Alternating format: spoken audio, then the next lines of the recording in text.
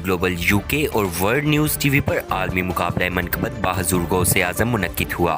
बरतानिया टीवी पर ऑनलाइन मुकाबले में मुस्लिम hand school of excellence Sohdra के 7वीं क्लास के तालिब इल्म हसन रफाकत शेख ने दूसरी पोजीशन हासिल की।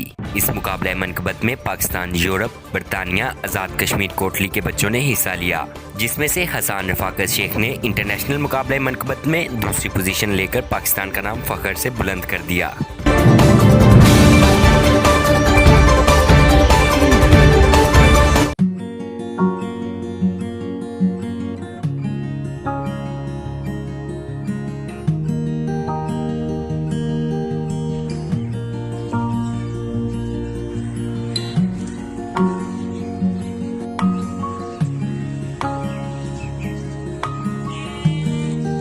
बहुत बहुत शुक्रिया मुस्लिम हैं।